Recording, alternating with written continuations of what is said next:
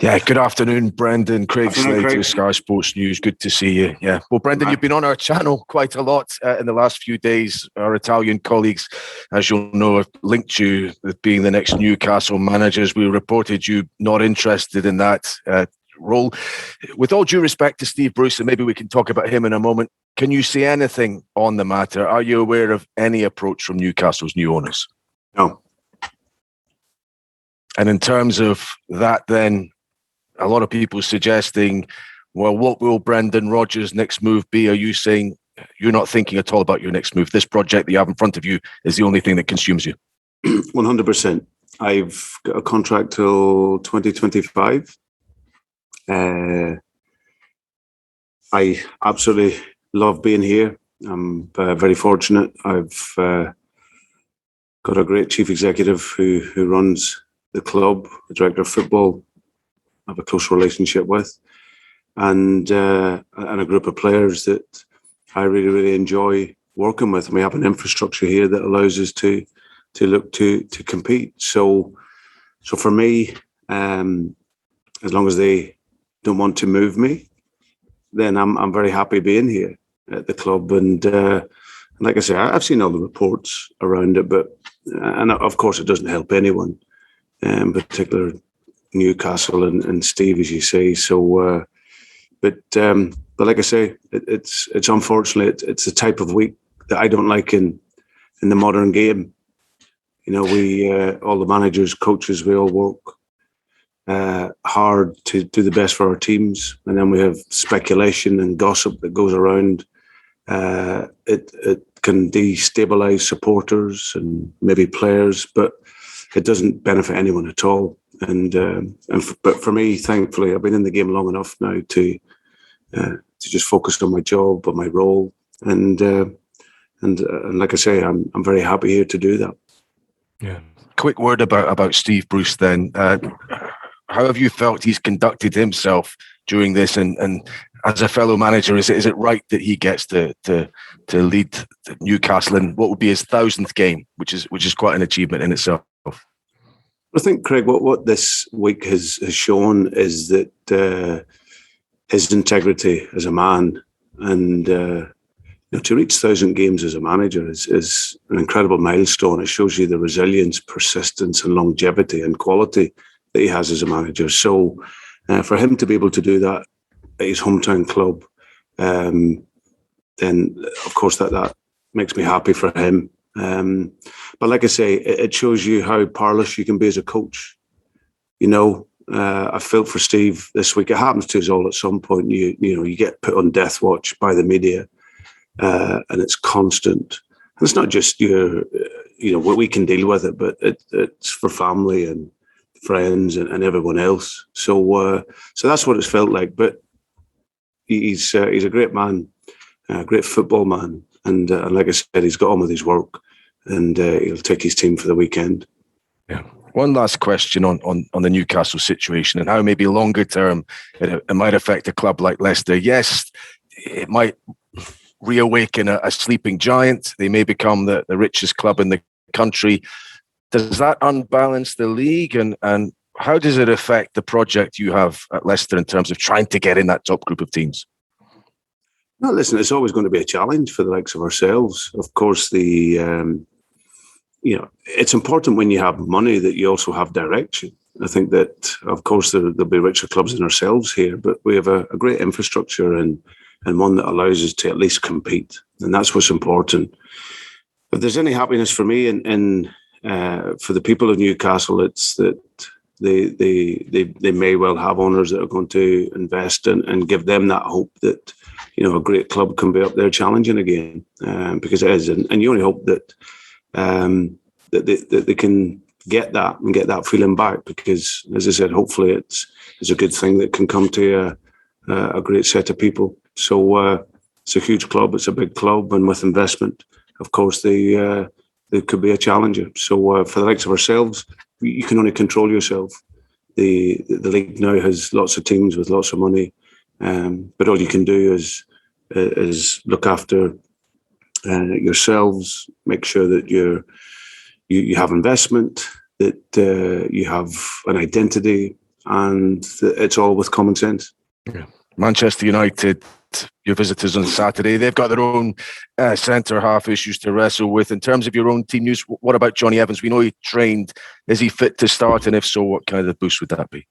Yeah, but we've had a plan for him this week. Unfortunately, it meant that he wasn't able to go away with the international team, but there was a plan to try and allow him to arrive into the game tomorrow. So hopefully, all being well, after the session today, it looks like there's no ill effects, but we'll just confirm that tomorrow. But Yannick Vestergaard's picked up a knock whilst he's been away, so we'll just assess that. But otherwise, the guys look super focused. We're ready now for this next block of games, and a great way to start it with playing against a great team like Man United. Yeah, just fine. I mean, with the result against them, maybe galvanise your season. You've had a bit of time to reflect on the start you've had. Yeah. I think the international break, I've got to say, for this one, it's been a great opportunity to reflect. Obviously, a lot of the players haven't been here, but it's given us a good chance to reflect.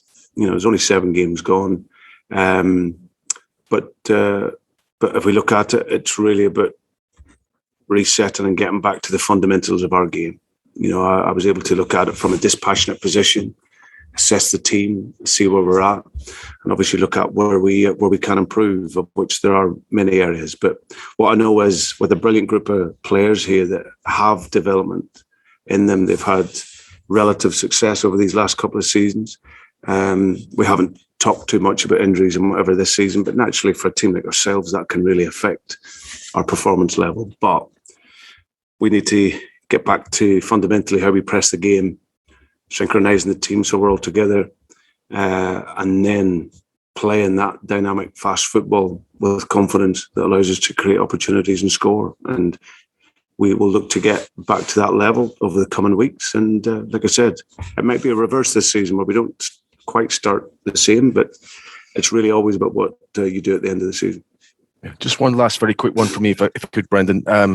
Slightly away from Leicester, but Raheem Sterling's been in the news today, raising the prospect of maybe moving away from English football. You gave him, I think, his first Premier League start at Liverpool. Would if he went to the continent, say? He's a world-class player, and his development at Manchester City has been sensational. If we look at the games, look at the goals. He's an outstanding player. You see him develop as a person as well over these numbers of years. So, of course, if a player like that was to ever leave, of course. But I think he's in a great place at Manchester City. He's under a wonderful coach. They've got a real competitive squad of players. So you know that not just in the games, but every day you've got to be on it, and that's what playing for the big teams is. And like I said, you set a standard. Us to a certain extent, we'll be the same. We've set a standard and we've dropped below that. And if you do, then you've got to work yourself back to that level again. And I think Raheem, as I said, I repeat, I think he's developed into a world-class player, a great young man. And there's no doubt with the opportunity, he'll get back to the level again. Thank you very much. Cheers. Okay, we'll go to Rebecca Coles from the LP. Hi, Brendan. Hi, Rebecca. Leicester City obviously sit currently 13th in the table, and you're currently without a win since the end of August. Is it easier said than done to kind of stay, we need to get back to winning ways? I think firstly, performing. I think it's about performance. That's what we always try to focus on, because we know if we can perform well, we can win games. I think our level of performance hasn't quite hit the heights as of yet. And as I said, I repeat, it's still very early. If we were in first or second place after 7 games, then we wouldn't be, we wouldn't be celebrating either. So it's just one, what we'll see where we're at. Always say after 10 games, see where you position ourselves. But we've got a great run of games in this next block now through to the international break in November, and then we'll, as I said, we hope to pick up the performance level. Both you and Manchester United coming back from draws from the league game before international break. What can we expect from this game this weekend? Well, 2 teams really motivated to get 3 points. Ourselves, we're looking forward to playing at home. with our supporters. Big game. We had some great games against Manchester United last year. And we'll look to put in a performance. And you have to perform against the top teams to get the points. So we're motivated by that. You got to be super concentrated. But support that we get at home is great for us. And hopefully we can do that justice and get the 3 points. You've had a few injury problems at the start of this season. How have you managed to motivate the players and kind of keep them going? As the coach, again, it's what we haven't really been at our level, and that's the honest truth on it. Just in terms of the speed of our game, our defending, but it's something that we spoke about this morning. We assessed them block of games. It's been fairly straightforward for me over this last couple of weeks in terms of identifying where we need to be at and the level we need to be at. So fixing that's my responsibility to do that. For the players, it's, they go out and they can go and play with that freedom, but always with that tactical discipline, and we can get back to that level, then we're a great team I enjoy watching us play, and obviously I enjoy even more when we win. Thank you very much, and good luck for the weekend, Brendan. Thanks, Rebecca. Thank you. Okay, Jason Bourne from TalkSport, please. Hi, Brendan. Yeah, cheers, Johnny. Hi, Jason. Sorry, just let me get my notes up. Yeah, so Brendan, it's been a number of weeks since Yannick Vestergaard came in. Obviously, maybe a slight doubt for tomorrow. Also, much longer since Buba Samari and Patson Daka came in. How do you feel that the 3 permanent signings have been getting on since they've come in? Are they where you'd expect them to be in their progress at the football club? Yeah. Listen, it's always difficult when you come into a squad of players that have been doing really, really well.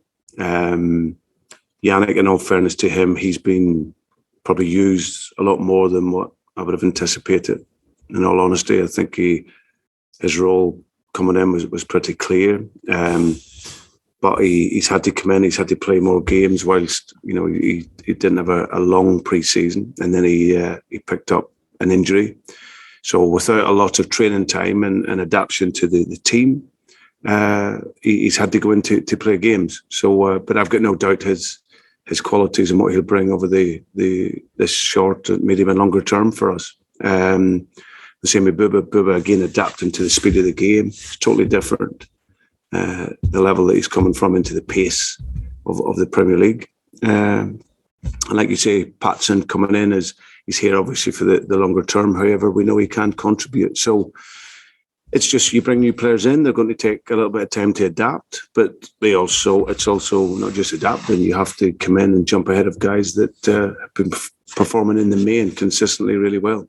But certainly what I think we've done is we've definitely strengthened our squad with the signings, and hopefully we'll see that over the course of the season. I think we're all aware that it's been a difficult season so far for Chagla Soyuncu without that Johnny Evans type figure alongside him. And we've spoken before about his need for maybe a leader to be alongside him to get the best out of him. With that in mind, and I think we've spoken to him in the past, Soyuncu,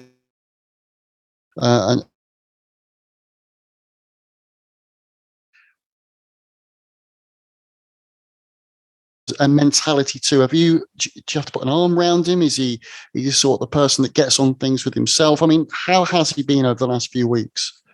Jason, he's no different to any person in the world, whatever job you do, however you do it. The biggest shot in the arm anyone can get in life is encouragement. And that's what I try to do when the players, are maybe suffering a little bit. But I've got to say, I think he's come back from the international duty. He's looked fresh. He's looked ready. Been good in training. And like I say, Johnny Evans has been a player that for every centre half since I've been here, he's made them a better player. And when you don't have Johnny Evans there, then there's an imbalance to the defending, because he's a great communicator, and defending is about communicating. And if you're not communicating, for me, you're not defending. So Johnny gives that to the team. So whether it was Harry Maguire or whether it was Wes or whether it was Cags, whoever he's playing with, he brings their game to another level because of his communication. So hopefully we can get Johnny back. That gives us great balance in the back line, and that will improve the other players. And just finally from me on tomorrow's game, Manchester United set to be without a couple of their top defenders. And we know about your problems in that area as well so far this season. Are we expecting a high-scoring game maybe in the offing tomorrow? Hopefully not. Hopefully not. We obviously try and fix those problems, but you're right, Jason. We've looked like we can score goals, and we have done. But of course, we need to fill the gaps and fix that from behind. So, but that's also as a team. You know, we want to analyse some of the goals that we've conceded. Been way too passive for my liking, and that's not what this team is about. So yeah, hopefully tomorrow will be a really good game. Hopefully we can play well with some brilliant players on show, and hopefully we can win. And I said finally, Kelechi Iheanacho had maybe a slight injury issue with Nigeria. How is he? He's 100% fine. Superb. Have a good one tomorrow. Good luck. man. Thank you. Okay, Owen from Radio Leicester, please. Hi, Brendan. You okay? Hi, Owen. I wonder whether I could carry on with the injury situation as well at the moment, because we've seen a lot of Wesley Fofana on Twitter and other social media sites as well. He seems to be coming on quite well with his recovery. How is he, and how is James Justin as well? Because I think you said that sort of mid-October to November time was maybe the time frame that he might be getting back to where you would want him to be almost. Yeah, well, in terms of JJ, he's working so hard, and it won't be too long. Next few weeks, we can see him joining the group maybe around about the next international break. But he's looking very, very good. So he'll be a huge plus for us when he comes back. And Wesley, ahead of schedule again as a young player, really devoted everything to his recuperation and recovery, and he's looking very strong. So hopefully not long after the Christmas period he could be back, which would be brilliant news for us going into the second half of the season. Well, that would be good news, of course. Away from injuries, you told me after the Crystal Palace game that you wanted to work in the international break on the defence, and you were going to be sort of focusing on that element of things quite a bit. I wonder whether you were able to get the work you wanted done, and what that kind of looked like as well, because always hard, I suppose, if you're trying to sort issues maybe in the defence when most of your back line were actually on international duty as well. Yeah, I think firstly it's recognising where the issues are and where the problems are. So that's the first thing. But also defending for us is meant with the ball. If you when we're at our best, we have the ball for longer periods, and that's also another element of our game that we need to improve. So having the ball, keeping the ball, not making loose passes, making sloppy passes, and conserving the ball. That is also defending. So those two items we've been able to really focus on and look at. Yeah, the players not all been here, but we've still been able to get some cohesive work in that over the last few days, and hopefully that can pay dividends for us in the next numbers of games and weeks. Last time you faced Manchester United at home, you beat them 3-1. That was the FA Cup quarter-final. I wonder, when you look at Manchester United, when you played them last time, when you look at them now, obviously there's been a lot of incomings and a couple of outgoings for United. But I wonder how, when you look at maybe the difference of a side that they maybe were on that day compared to what you might face tomorrow, if there are any huge differences at all. Of course, Cristiano Ronaldo might be one big difference, but tactically and style-wise, is there anything you look at that has changed since that day? I think in terms of Manchester United, you know that they have quality players. Ollie will have them always motivated. They understand when you play for Manchester United, you're looking to win every single game. The front players are a threat. Marcus Rashford coming back into the fold maybe is a huge boost for him, because he's a top player. Jordan, obviously, Sancho coming in again, adapting to his team and the league, but has big quality. Cristiano Ronaldo speaks for himself. One of the greatest players to have played the game, and an incredible role model for all players, not just players at Manchester United. But so he'll come in with goals. His game has changed over the last 5-6 years, but he always brings goals to them. So Manchester United have always been very good in transition, breaking out from defending, players that are fast, dynamic, and can give you a problem. So, they are what they are. Manchester United, they're top side with top players, but we've always enjoyed the games against them. Final one from me, Brendan. I think it's 5 games in the next 14 days, the next 2 weeks that you have got. Some might say, obviously, that's very tough, but I do remember you saying to me after Norwich as well that 1 game a week is a holiday, and that kind of stuck with me when I was looking at these fixtures. And are the players looking forward to this really intense couple of weeks before the next international break, and that real, I suppose, element of game after game after game with I suppose very little training time in between?